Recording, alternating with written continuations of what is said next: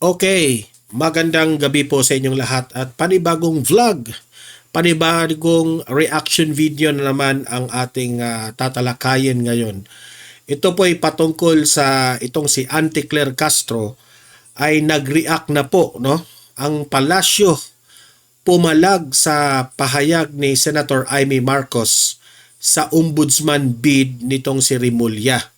Kung maalala natin, yung vlog natin kahapon ay patungkol dito sa ibinuking ni Senator Amy Marcos na itong plano nila na si VP Sara ay ipakulong nila para hindi makasali sa 2028 election. Kaya raw, di umano, sabi ni Senator Amy Marcos, ay kaya pinipilit nilang makapasok itong si Remulla sa ombudsman para ay makatulong na makulong itong si VP Sara. At ito namang si Auntie Claire Castro ay nag-react ngayon patungkol dito. Ano kaya ang reaksyon ng Malacanang dito sa sinabi ni Senator Amy Marcos? Mamaya malalaman natin yan. Okay? Papakita natin ang sinabi mismo ni Auntie Claire Castro, the attack dog of BBM.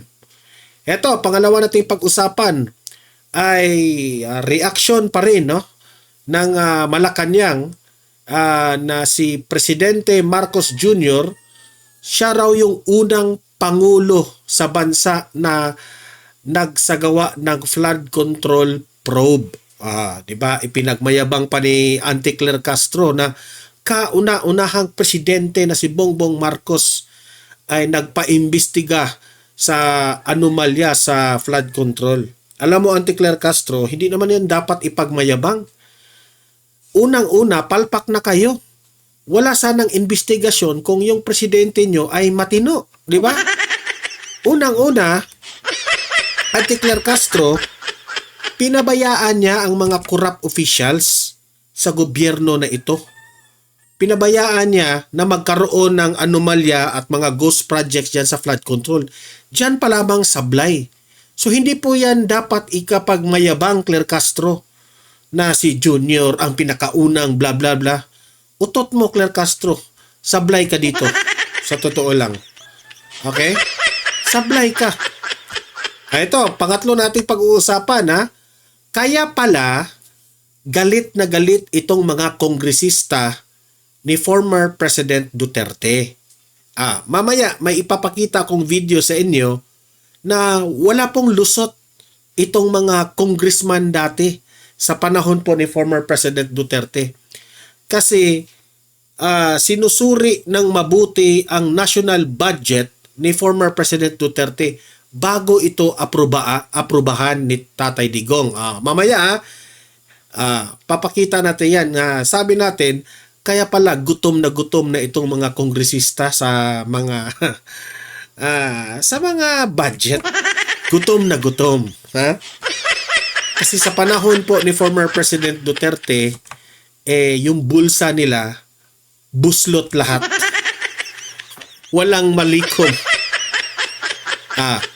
Tapos meron pa silang itong mga loyalista at itong mga dilaw, may pakulo pa silang gimmick na naninira sa mga Duterte ba na ito raw diskaya kontraktor. Mga kontraktor raw ito ni Duterte. Kasi nung nabanggit ni Diskaya na nagsimula sila sa 2016. Nagsimula sila ng 2016 na naging kontraktor sa gobyerno. Sino pa naman ang presidente sa 2016 up to 2022, di ba si Tatay Digong? Kontraktor na daw dati itong si Diskaya sa mga Duterte. Patutunayan ko sa inyo mamaya dito sa Don Mar TV bakit sablay yan na argumento. Okay, papakita ko ito Bakit sablay ang argumento nyo na si Diskaya raw ay dating kontraktor na ng Administrasyong Duterte. Ito, panglima na ating pag-usapan ay ipapakita ko sa inyo itong video nitong si Representative Toby Tiangco on House of Representatives Infracom probe on the flood control anomalies. Mismo nga sa pag-imbestiga dito sa anomalya ng flood control, pinipili pa nila ang kanilang resource person. Hindi na ngayon isasali si Magalong. Siguro takot sila kay Magalong na isisiwalat ni Magalong ang mga pangalan na sangkot dito. At meron yang ebidensya si Magalong. Ngayon, isinusulong ni Toby Tiangco na masali itong si Magalong o kaya ito si Saldico, parang ayaw nila eh. Parang ayaw nila. So, pakinggan natin si Toby Tiangco dito. Ano ba talaga ang katotohanan dito? Okay? Pero, bago ang lahat, help me po muna na i-like at saka i-share itong video na ito para guys, kakalat ito sa taong bayan. Okay? Sabay-sabay muna tayong mag-like and share sa Donmar TV. Itong video na ito, like and share. 1, 2, 3, go! Okay, naka-like and share na ba lahat? And also guys, sa mga bago pa lang dito sa aking channel, mag-subscribe na po kayo para lagi kayong updated sa ating mga balita. And at the same time, yung mga cellphone ninyo, ma-notify yan kung meron tayong breaking news, bagong uploads, o kung nagla-live ang ating channel. Ma-notify kayo lahat dyan. Kaya mahalaga po na mag-subscribe tayo sa Donmar TV. 1, 2, 3, go! Ayan, nakasubscribe na ba lahat? Okay, so eto, ano ang naging reaksyon ng palasyo? Si Auntie Claire na, hindi man ito opinion ni Bongbong Marcos, opinion man ito ni Auntie Claire. Ano ang opinion ni Auntie Claire sa pasabog kahapon ni Senator Amy Marcos? So eto, panoorin nating lahat. Good morning, Yusek. Ma'am, may sinabi po si Senator Amy na haharangin niya sakaling ma-appoint si Secretary Remulla bilang ombudsman dahil parte daw ito ng plano para ipakulong si VP Sara bago mag-2028 election. Ano pong reaksyon ng palasyo? Sa statement po ni Senator Amy, Sige na, hinahamon kita, Auntie Claire Castro. Sige nga, awayin mo itong kapatid ng amo mo. Sige nga. Sister ito ng amo mong si BBM. At ito ay kaibigan ng Vice Presidente. Na siya mismo ang nagpasabog sa issue na yan na itong administrasyon na ito ay may planong ipakulong si VP Sara para wala na, hindi na sagabal sa 2028 election. Sige nga, banatan mo nga ang kapatid ng presidente. marami po sigurong katanungan na maibibigay dito. Unang-una, ano po ba yung nais niya ipahiwatig? Pagbibigay ng... Ay hindi ka hindi ka makabanat ni Amy, no? Takot ka. Takot ka na makabanat ni Amy kasi kapatid ng amo mo eh. Tisya sa bayan o pagpoprotekta sa kaibigan? Ibig mong sabihin, si Senator Amy, pinoprotektahan niya si VP Sara? Of course. Kasi nabubuking eh. Nabubuking ng kapatid ng amo mo. Hindi syempre, may access yan kasi kapatid yan ng presidente. Ang nais niya po bang maging ombudsman ay hindi man lang kakantiin o sasampahan ng kaso kung may roong dapat na sampahan? Di ba? So ina-assume ninyo na may kasalanan talaga si VP Sara. Yan ang hirap sa inyo, Auntie Claire. Sarado na kasi yung mga utak nyo dyan eh. Ang mga Duterte, ang mga kaibigan ng mga Duterte, allies ng mga Duterte. Yellow ka kasi. Nung panahon po ni former President Duterte, yellow ka na kasi. Pati siguro puso mo at dugo mo, yellow na. Hindi pa po ba mas nararapat po na maging independent ang magiging ombudsman dahil independent constitutional body naman ito at kinakailangan na magsampa ng kaso kung nararapat. At hindi po dapat katakutan kung wala naman magiging talagang kasalanan ng mga Duterte. Hindi naman sa natatakot. Pero hindi pa rin mananaig yung mga plano nyo. Kung totoo ang sinabi ni Amy. Ha? Hindi sa inyo na natatakot. Si VP Sara walang kinakatakutan yan eh. Ang ibig lang sabihin ni Senator Amy Marcos, hindi kayo mananaig sa mga gahaman yung ambisyon. Ha? May nang ambisyon kasi dyan eh, na maging presidente. Yan ang sabi ni Senator Amy. Na siyang kinatatakutan niya, hindi naman po ibig sabihin nito ay hindi. Actually, Auntie Claire, wala ang word na nabanggit si Senator Amy kahapon na may kinakatakutan. Galing ang salitang natakot sa bibig mo. Ikaw lang ang nagsabi na natatakot si Senator Amy, natatakot si VP Sara. Hindi pa sila takot. Hindi pa sila takot. Nabubuking lang kayo siguro ni Senator Amy. Nabuking kayo eh. Dapat sila sampahan ng kaso dahil kaya naman nila ipagtanggol ang kanilang mga sarili. So ano po ba ang hinaharang dito ni Senator Amy? Anong hinaharang? Ang gahaman yung sobrang sakim sa kapangyarihan. Yun ang hinaharang niya ha. Direct to the point na kita. Ang mga maitatalagang ombudsman na dapat ay hindi kantiin ang mga kaibigan. At isa pa pong tanong, saan po kaya nabili o ano kaya manufacturer yung parang bolang kristal ni Senator Amy? May pabulang kristal ka pa ha. Wala nang binanggit na bolang kristal si Senator Amy. Galing yan sa bibig mong bolang kristal. Iuntog ko sa ulo mo yung bolang kristal eh. Alam mo, nabubuking kayo. Palusot pa kayo. Wala kayong palusot. Dahil siguro mas magandang ma-recalibrate ito para hindi lang bali-balita ang nasasagap ni Senator Amy, kundi mga kwento na mayroong ebidensya. Tandaan mo ha. Tandaan mo, Claire Castro, kung may masakit kang sasabihin patungkol kay Senator Amy, remember na ang kapatid nito ay yung amo mo. Careful ka sa mga pananalita mo. Baka ikaw yung isusunod ni Torre. Ano nangyari ni Torre? Nasibak sa pwesto dahil sa lumaki yung ulo. Baka ikaw yung susunod na sisibakin sa pwesto. Ingat ka ha. Kapatid yan ng Pangulo. I'm sure the President heard about this, ma'am. Ano po yung reaction niya na galing po sa kapatid niya yun? Kasi siya yung nagre-react eh. Hindi kami interesado sa reaction mo, hoy, Claire. Hoy, Claire Castro, hindi kami interesado sa reaction mo. Interesado si Senator Amy sa reaction ng kanyang brother. Anong reaction ni BBM? Wala kaming paki sa'yo. Pahayag na yun. Alam naman natin ang Pangulo pagdating kay Senator Amy, kapatid niya naman po yan, ay hindi siya nagsasabi po ng negatibo. Hindi siya nagsasabi ng negatibo.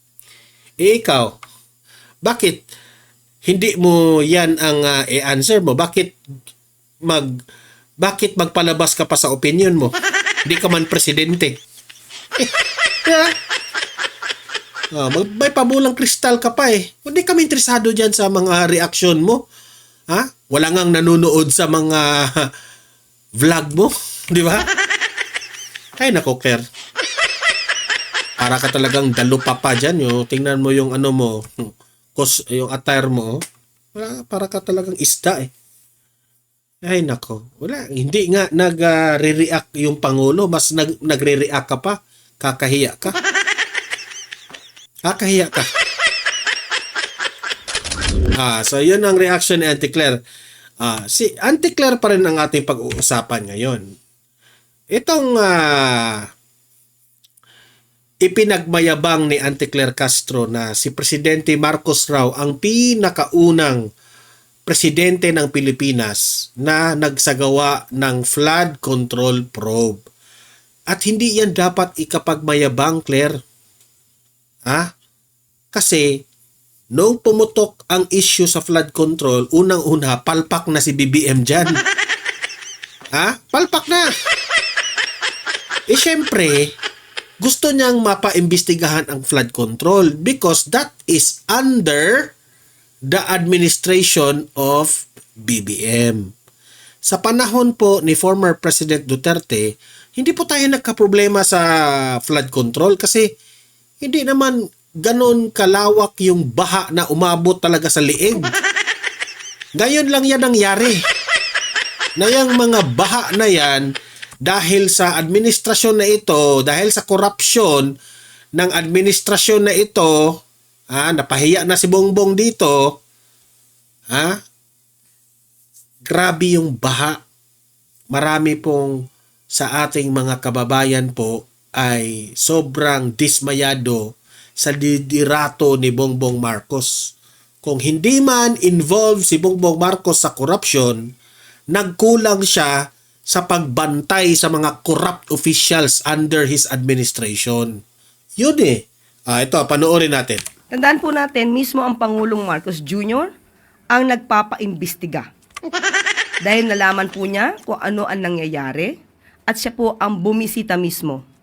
Wala pa pong Pangulo sa history na gumawa ng ganitong malawakang pag-iimbestiga sa mga maanumalyang flood control project. Tama ka dyan. Wala pang presidente except Bongbong Marcos ang malawakang pag-imbestiga dito sa flood control. Tama ka. Wala pang presidenteng gawa niyan, kundi si Bongbong Marcos. Bongbong Marcos lamang. Okay? Malinaw. Malinaw yan, Claire. Sinabi mo mismo, lumabas sa bibig mo. Si Bongbong Marcos ang pinakaunang presidente na nagsagawa ng flood control probe. Alam mo ba kung bakit? Guinness World of Book Record yan. Siya lang ang presidente na nakagawa niyan. Kasi, out of all the president na nagdaan sa Pilipinas, Claire Castro, siya lang naman ang pinakapalpak na administrasyon na gumawa ng flood control. Yun ang tanong. Ayun ang sagot. Yan ang sagot sa ipinagmamayabang mo. Hindi po maganda, di ba? Yabang mo eh. Sobrang yabang mo. Si Bongbong Marcos lang ang nakagawa. Walang ibang presidente ang nakagawa na paimbestigahan ng flood control, bla bla bla. Anong yabang mo? Of course, siya lang. Kasi siya lang ang pumalpak sa flood control. Di ba? For God. Totoo yan, Claire.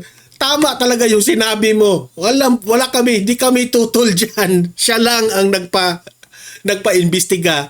Kasi under his administration, pinabayaan niya ang mga korap. Di pinabayaan. Sa panahon po ni former President Duterte, sa panahon ni Arroyo, walang lusot yung mga kongresista dyan. May nagbabantay sa mga katiwalian, sa mga korupsyon.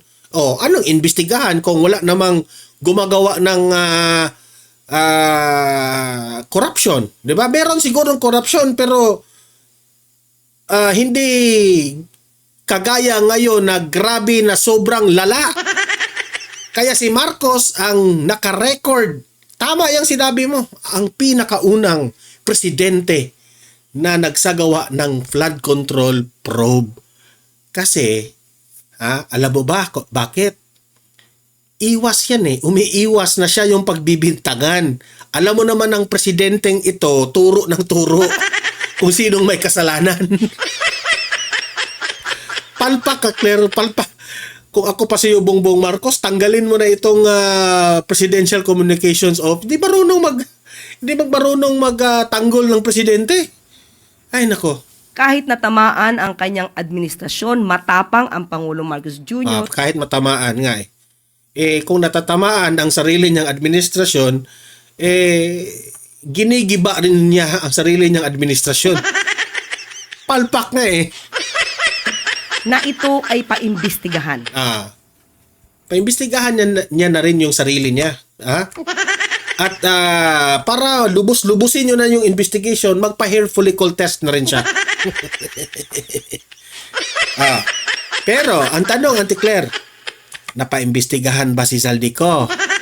Napaimbestigahan ba si Romualdez? Nga, wala. At dahil sa pag-iimbestiga na ito, naisiwalat din at napatunayan ni Secretary Bato de la Rosa na ang mga diskaya ay 2016 pa pala na mamayagpag. Di ba? Ang ending, si Duterte, patungo pa rin Duterte yung kasalanan. Lahatin nyo na. Ate Claire, yung baha, Ate Claire, sa Maynila, imbestigahan mo na ang Davao. Di ba? Ay, nako. Wala talaga itong babaeng to. Ha? Basura ka talaga. Sa flood control projects na sila mismo ay nasasabing Hindi ko nga maintindihan siya kumuha ng confidence sa mga sagot niya, di ba? Kakahiya siya. Sa totoo lang, wala namang naniniwala sa'yo. Ikaw ang unang dahilan kaya bumaba ang rating ni Bongbong Marcos.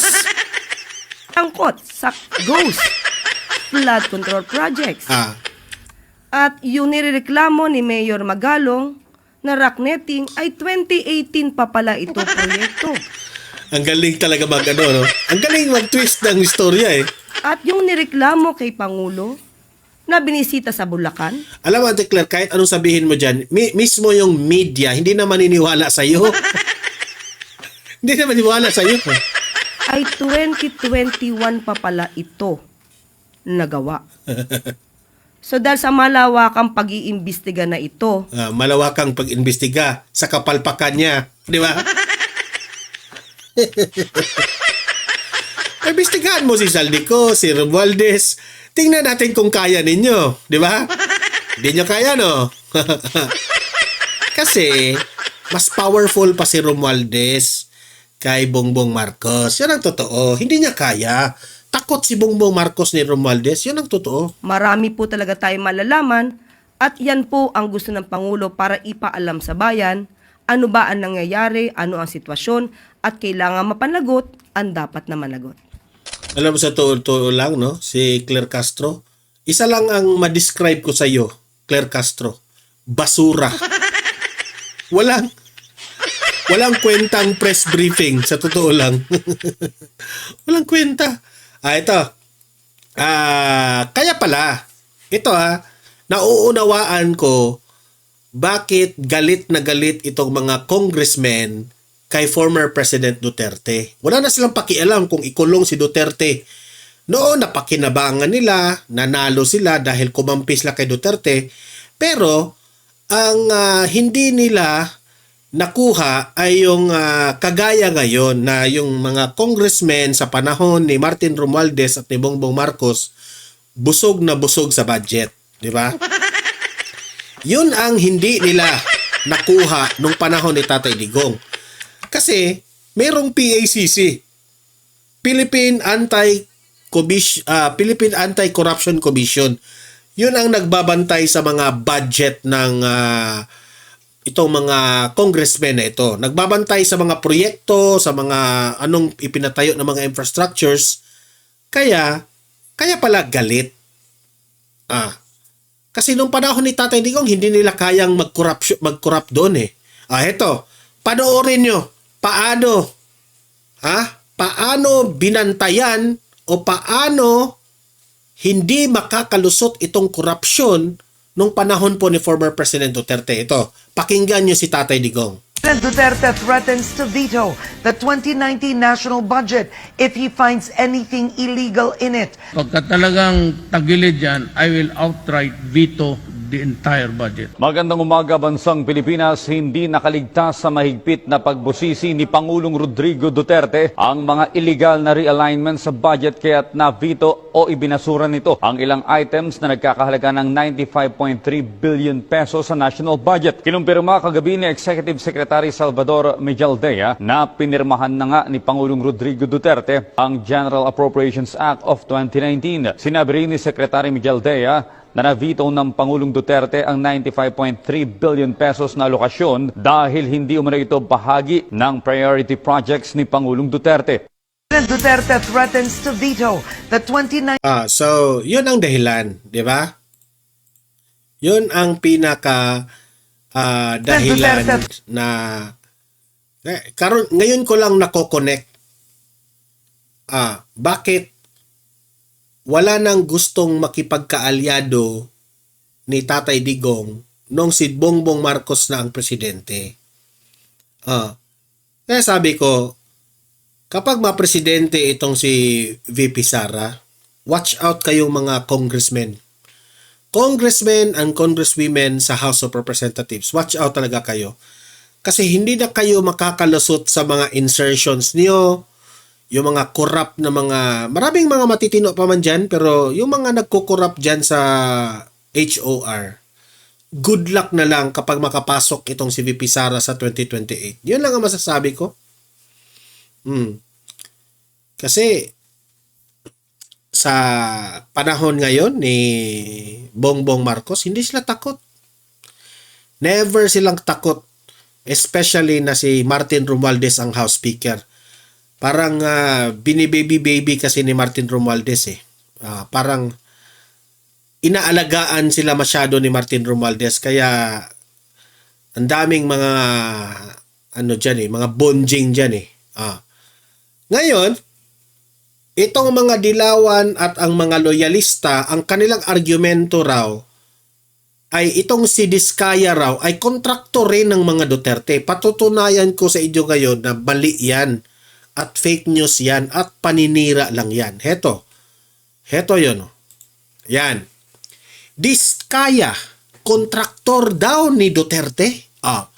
Paano maging kontraktor si Diskaya sa panahon ni Duterte na in August of 2015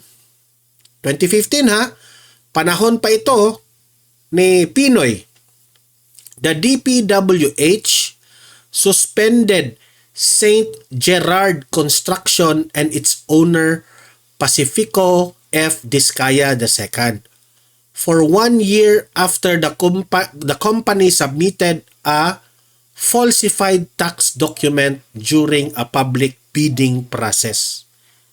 Suspended. 2015 pa lang. So meaning to say, hindi na makakalusot sa panahon ni Tatay Digong. Pangalawa, the suspension was short-lived. Dito na tayo sa gitna binasa ko sa gitna. The suspension was short-lived. The DPWH lifted the penalty in March 2016. Siyempre, kung ano man yung suspension sa panahon ni Pinoy, pati itong pag-iba ng presidente kaya yung kay FPRRD na time, wala na. Suspended pa rin. After Diskaya successfully appealed the decision, nag-appeal pa si Diskaya, ang kakapal ng muka, allowing the firm to immediately resume bidding on government projects. Ngayon, in January 2020, si Presidente Duterte pa ang President. In January 2020, Secretary Mark Villar. Sino si Secretary Mark Villar? Yung senador natin ngayon na dati ito yung secretary ni Duterte. Si Secretary Mark Villar blacklisted St. Gerard Construction for 1 year under the Government Procurement Reform Act for failing to complete a Cavite project. Ang dami na talagang sablay itong construction company ni Diskaya. Okay? Despite the firm holding 8.861 billion in government contracts. So wala po, hindi po nakalusot ito sa panahon ni former President Duterte. Laging sablay po ito. Bakit ngayon, from 2022, si Bongbong Marcos na ang presidente dito ito na, yung pinakailalim, yung binasa ko. From 2022 to 2025, companies tied to the Diskaya family secure at least 31.6 billion worth of new contracts. Saan na ngayon? huli! Huli! Di ba? Sa panahon po ni Tatay Digong, hindi yan makakalusot. Bakit? Pagdating ngayon dito, ay edi syempre, nagkaisa na yung mga buhaya. Ayan, naka 31.6 billion worth of contracts na ang mga diskaya. So, the same feather flocks together. So, wag nyo nang idamay pa si Duterte dito sa mga korap-korap na ito. Wala. Hindi nyo mapagbibintangan ang mga Duterte kasi po, totoong nagserbisyo sa taong bayan yan. Hindi kagaya yan ngayon. Hindi nga. Si Bongbong Marcos nga, hindi nga niya kaya magpaimbestiga ni Romualdez at ni Zaldico. Sabi pa nga ni Mayor Baste Duterte, 200 million noong 2022, Romualdez, si Mayor Baste ang may nagsabi nito. 2022 ang kanyang salin, 200 million. Ngayon, 3 billion na. Bongbong Marcos, questionin nyo yung pinsan mo, saan siya galing yung pera na yan. Para naman, kung malinis na kinuha niya itong pera na ito, makapag-explain siya. Malalaman ng taong bayan na wala siyang kinurap. Sige nga, paimbestigahan mo si pinsan mong Bonjing. Sige. Yung sabi ni Senator Aimee? Bonjing na sanggol. Sige nga, paimbestigahan. Hindi kaya, no? Claire Castro, hindi kaya ng amo mo, no? Na paimbestigahan. Hindi to kaya. Hindi kaya. So ngayon, pakinggan natin ngayon si Representative Toby Chanco dito sa itong Infracom probe sa House of Representatives. Okay? Na useless na investigasyon. Ito, pakinggan natin. Well, tensions gripped the first hearing of a joint panel investigating flood control projects over a proposal to invite former House Appropriations Chairman Zaldico to the inquiry. Joining us now, Congressman Toby Tiangco. Congressman Tiangco, good afternoon to you. Thanks for joining us today. Welcome to the program. Yes, Carmina, good noon. All right, so yesterday we were watching things very closely. You came this close. The committee came this close to bringing Zaldico in to appear. What happened when it was suspended? Because when you guys came back upon resumption, the motion of Congressman Erice, he himself deferred. So what happened then during the suspension, Congressman? Ay, hindi ko alam bakit, sorry Carmina, hindi ko na alam why he agreed to defer. Pero ang nangyari nun, diba, there was a motion by Congressman Erice, no? Kaya naman siguro paliwanag lang natin bakit gusto imbitahan ni Congressman Erice si Congressman Zaldico. Kasi nung tinanong niya si Secretary Bonoan, alam niyo ba yung insertions doon sa BICAM, sabi ni Secretary Bonoan hindi at Kongreso lang ang nakakaalam. So ang ginawa ni Congressman Erice, dahil Kongreso lang ang nakakaalam at ang chairman ng Committee on Appropriations noong tinalakay ang 2025 budget ay si Congressman Zaldico. So he made a motion na imbitahin si Congressman Zaldico. Then tumutol si Congressman Benny Abante. So dapat yung pinagbotohan na lang, no? So hindi umabot dun sa botohan. So hindi ko alam why he deferred his motion. But I made a manifestation. Sinabi ko na ito ang problema. Kasi ang parang katwiran nila, kaya hindi pa pwedeng ipatawag si Congressman Zaldico is because congressman siya. Hindi siya pa pwedeng maging resource person out of courtesy at hindi siya, ibig sabihin, hindi siya pwedeng panumpain na siya ay magsasabi ng katotohanan. Voluntaryo ang kanyang pagpunta doon. Kaya sinabi ko na nga, nag-manifest ako na saan pupunta tong investigasyon na to, di ba? Kasi in the first place, hindi ako pabor na kami mag-imbestiga sa sarili namin. Ngayon, napatunayan na talagang walang pupuntahan kasi tuwing may iimbitahan na congressman, hindi naman siya pwedeng gawing resource person. So ibig sabihin, protektado ang congressman sa investigasyon na to. Yun ang simple explanation nitong bagay na to. But he could So meaning, useless ang investigasyon nila. Kasi yung mga kaalyado nila dyan sa kongresista, wala na. Hindi maimbestigahan. very well just appear, being that he's a member of Congress. Pero yun nga, voluntary. Kung ayaw niya, ayaw niya. Ayaw niya, tsaka hindi under oath. Hindi under oath, di ba? So, paano magiging, ano yun, yung sinabi lang, walang sasantuhin kahit sino.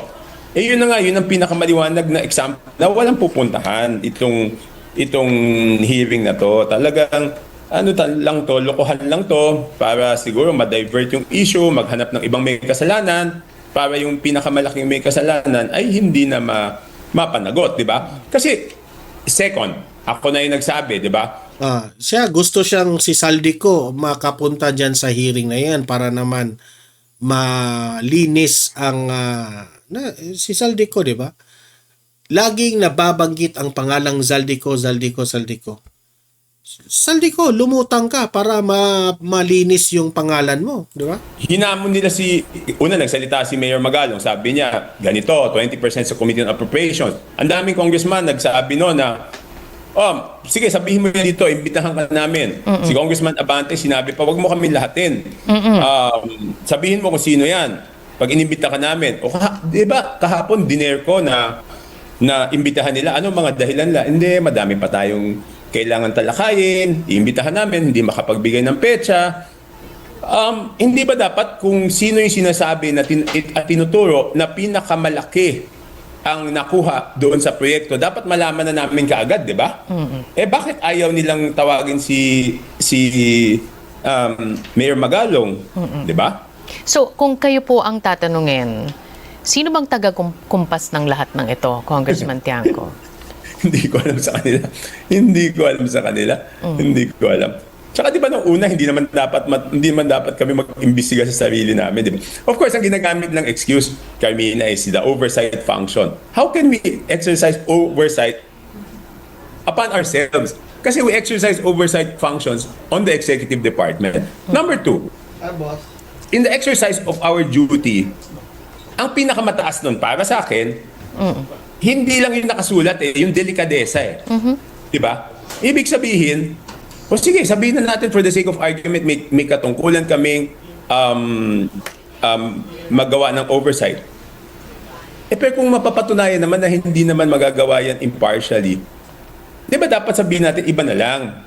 Tsaka kung sensitive lang kami doon sa hinaing ng tao, hindi ko alam kung hindi ba sila nag-iikot, nakikipag-usap sa ibang tao. Yun naman ang sentimento ng tao, di ba? Galit sa congressman, tapos kami pa mag-imbestiga doon sa sarili namin. Hindi ba namin lalong ginagalit yung tao? Well, the President, Congressman Tiangco, already ordered a sweeping review of the DPWH budget for 2026. And the agencies tasked to execute this, DPWH under Secretary Vince Dizon and the DBM. So once they go through the spending plan for 2026, Congressman, what do you think they'll find?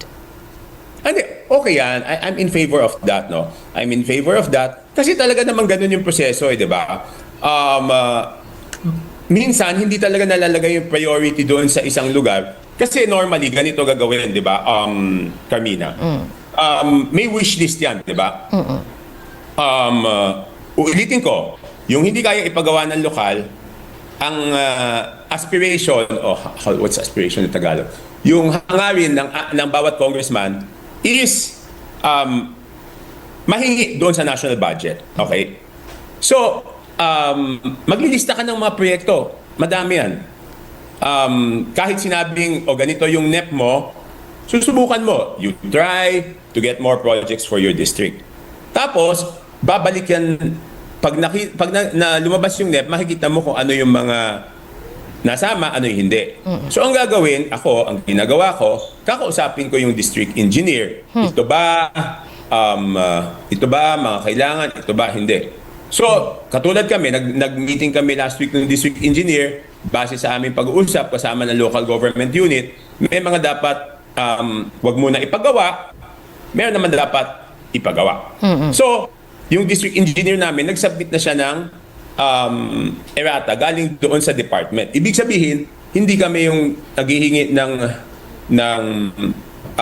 amendments kung hindi sila. Pero the amendment is within the budget, ha. Ibig sabihin, kung 100 pesos yon, meron ka lang ililipat pero hindi tataas yon. So, gumawa na siya ng errata. So, mas mabuting ma-review yan, di ba? Mas mabuti ma-review ng DPWH, mas mabuti ma-review ng DBM ulit para tignan talaga kung kailangan yung proyekto o hindi. Kasi meron ngayon pangamba, Congressman Tiangco, na yung insertions na nangyayari sa BICAM ay maaring nangyayari din sa NEP pa lamang. Kumbaga, baked into the NEP ang allegedly itong mga insertions. So doon pa lang meron na daw nabubukulan na.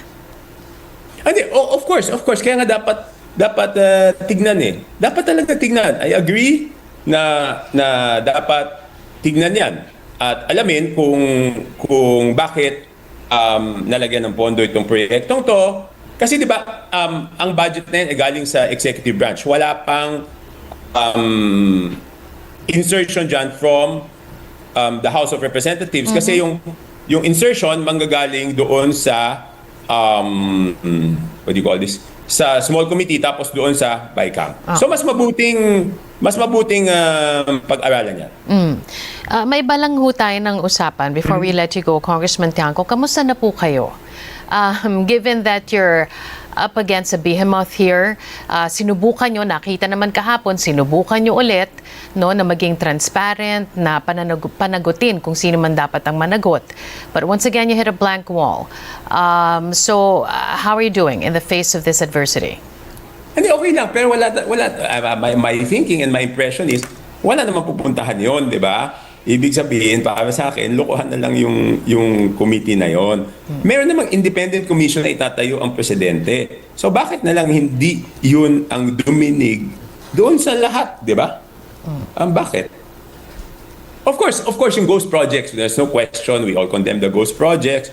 Pero, saan pupunta to? Kung ayaw nga paimbitahan ng isang congressman, ayaw imbitahan yung magsasabi kung sino yung pinakamalaki ang kita, later on na daw, hindi ba mas importante yon? Kasi yung mga contractor na inimbitan nila, wala naman sinabing contractor na ganito, sasabihin namin. Ito may commitment si Mayor Magalong. It was a categorical commitment that he will name names. Magbibigay siya ng pangalan. Alin ba mas importante, yung taong nagsabing magbibigay ng pangalan o yung taong hindi mo alam kung ano sasabihin? Hindi ba logical yun? Congressman Toby Tiangco there joining us this noon. Thanks again for taking... So, wala. Takot silang imbitahan si Magalong kasi may babanggiting pangalan si Magalong na mga kongresista. Yun lang. Simple. Takot sila. Kaya useless ang investigasyon dyan sa House of Representatives. Kayong mga audience ko dito sa Donmar TV, kayo nang humusga. Anong masasabi nyo dito sa administrasyong Marcos? Sobrang lala ang korupsyon, di ba? Mag-comment, mag-react, ilatag nyo sa comment section ang inyong mga argumento at usap-usap tayo dyan. Okay? So, please, i-like at saka i-share sa mga nanonood dito sa Donmar TV ngayon para guys, kakalat ito sa taong bayan. Marami po ang makaalam sa katotohanan. And sa mga ngayon lang nanood sa aking channel, kung i-consider na i-subscribe itong channel na ito kung hindi ka pa nakasubscribe, dahil libre lang po ang mag-subscribe dito sa Donmar TV. Walang bayad yan. Okay? And see you in my next video. Have a great day. Have a great night. God bless po sa ating lahat. Mabuhay ang Pilipinas and God save the Philippines. Bye-bye.